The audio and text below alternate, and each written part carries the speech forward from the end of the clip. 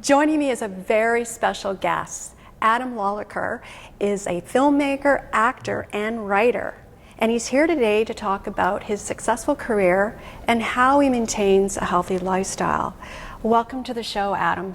Thanks for having me. Hi. Oh, you're a multi-talented individual. That's sweet of you. Thanks. Yeah, so was acting always your first passion? I understand it was basketball. Yeah. You did do your research. Yeah. Basketball still kind of is my first passion. I follow it religiously, especially college basketball. Yeah. So I grew up playing basketball a lot in that team aspect, and that kind of led into actually acting, funny enough, because one of my teammates was in drama, and he was like, hey, you might want to try it out, and then I did, and met a bunch of girls and kept doing it. So what position did you play in basketball, and what made you decide to choose acting? I was what you would call a swingman, so I played a point guard, shooting guard, and a small forward. And then I played throughout the high school level and club basketball, and actually was recruited by a couple universities, but I blew out my leg in my last year of high school. So I was quite injury prone by that time, so I had to make a decision. Do I want to play university basketball in Canada, or, do I want to try acting? So I went into theater and still play basketball to this day, but it's, I'm not making money off it, I'll tell you that. But it's your passion. It is, yeah, I love it. I've coached, I refereed, my father coached and played, he coached me. I love it. I'm into NBA playoffs right now, NCAA just finished. It's just something about like team unity that I love, and just the game, the art of it. So.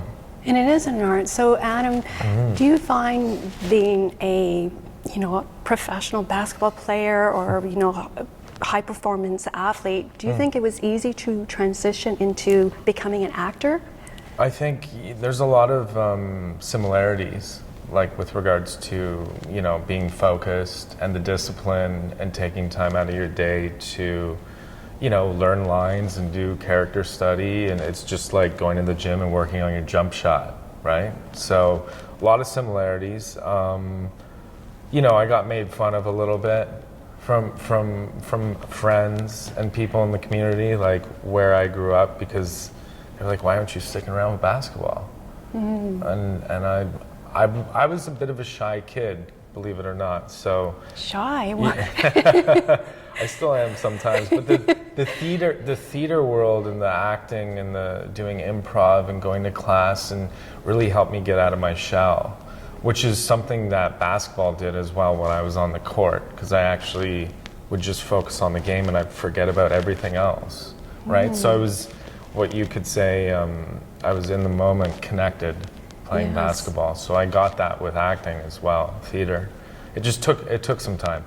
Yeah. But you got there, and it is performing, right? You're on the court or in front of a TV screen or the stage. But what do you like? Do you like stage acting or TV, or is there?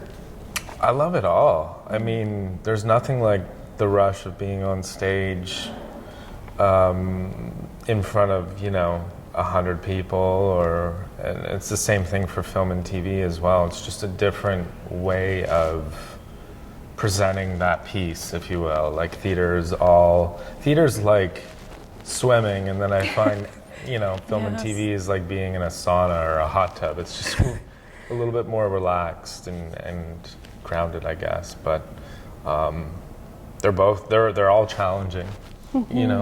They're all challenging. And how do you prepare for a role? Like it's being mentally fit, but how do you follow a healthy lifestyle? I mean, I know you play basketball, but... Play basketball, I box. I try to drink only 2 coffees a day as opposed to 5. A lot of water, rest, I think it's important to, and we were talking about this, taking a step back and taking a break at times to like really enjoy your life and get connected with family and friends and or travel. I have a friend out in Montreal named Mylène Robec. She's a really great actress and a great person. And she one day she said to me, she's like, "Yeah, you can act, but you got to dance too. Dance. You got to enjoy your life, basically." So I think that's really important to not just make it completely entirely acting or writing or producing. Like, go out for a walk, or go see a movie, or go volunteer or something. You know what I mean? Dance. Yeah, dance. Dance meaning Yes. all of the above. Yeah. And Adam, you've been in The Good Doctor and also Smallville. What was that like? Tell us. Smallville was pretty cool. It was actually kind of a nightmare because it was such a technical scene and I couldn't get my lines down. And so it was one of those scenes where I was playing an agent and I walked in with a badge, but I had to flash the badge while the camera panned up. It was very complicated and I couldn't get my lines down. And that's like the actor's worst nightmare, we've all been there. So eventually I got it and it was fine. The Good Doctor was great. I think I worked with the director who did Rounders, which is, a classic film with Ed Norton and Matt Damon and John Malkovich. So that was cool. Yeah, they're good shows that keep everyone busy. Well, you are busy, Yeah. and I want to congratulate you on your Leo nomination for Best Performance, A Snake Marked. Yeah, thank you. Now, I understand it's dark. It's pretty dark, yeah. It's a little dark. It's what I call a slice of life story. Yeah. And you're in a cell. Can you? Yeah, it's essentially a short film about a prisoner who's an artist. He's obviously in prison for life, and he's one day visited by his estranged father, and that essentially evokes all these emotions and past memories. And there comes, he's visited by his younger self in his cell, and it kind of, it's a little bit about redemption and forgiveness and just, life's short, right? It moves fast. So Juan Riedinger and I co-wrote it. He's a fantastic actor and director, and the movie wouldn't have gotten made without him. So we wanted to, kind of hit people right here a little bit. So. Wow. And Yeah. he's a charcoal artist, right? Yeah, he's Yes. a charcoal artist. Yeah, so we hired an artist, and I, took some art lessons. Wow. We had a great artist help us, and we used his art, and we shot in an abandoned prison that had no power, no electricity, and Juan and I slept in the prison for two nights. I'm pretty sure it was haunted. And then we had a friend of ours, our set deck friend, I won't name him, but he actually scaled the fences overnight and scared us in our cell. Like he scared the bejesus out of us. So. Oh my goodness.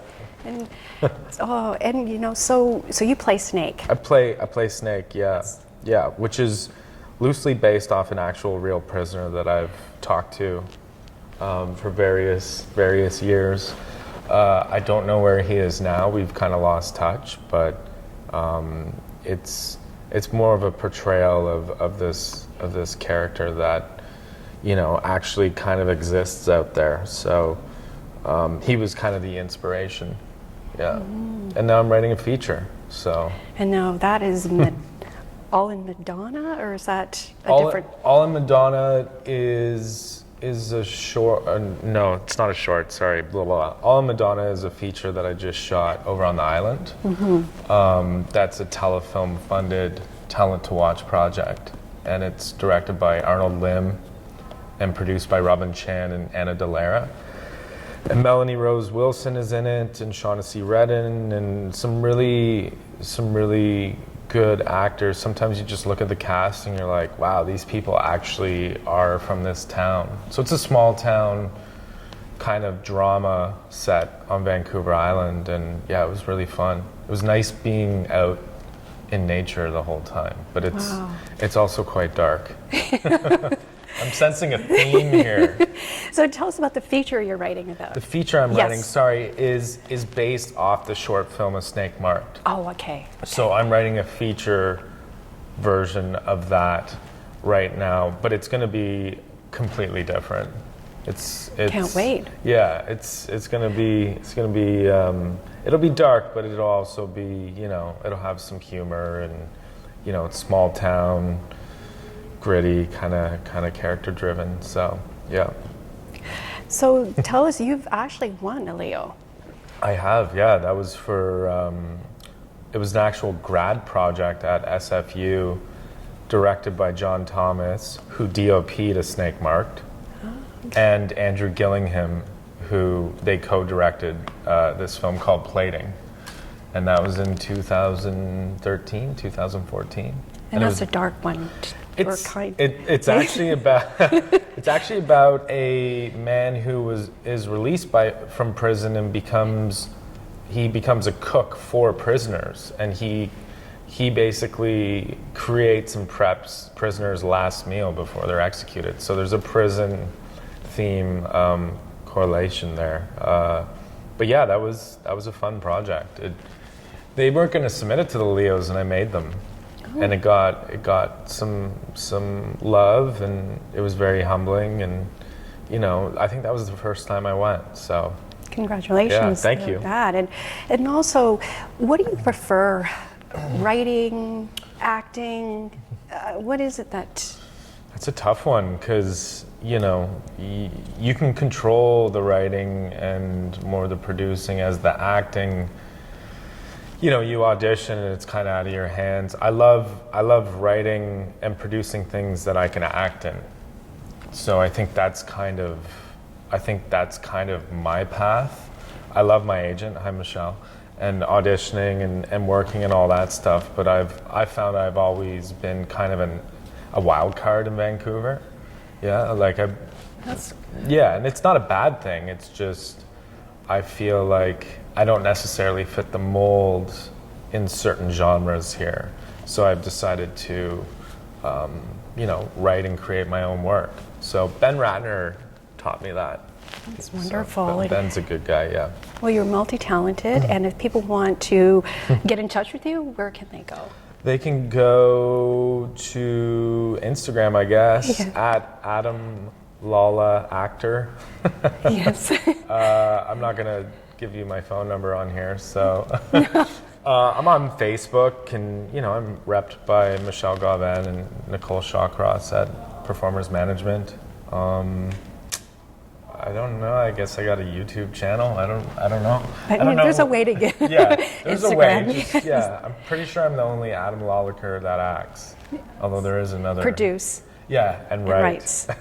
And sometimes does locations. Yes. Well, I want to thank you very much for coming on the show. Thank you. We would love for you to come back. I'll be here. And congratulations again. Thank you. Okay, and we'll be right back after this break.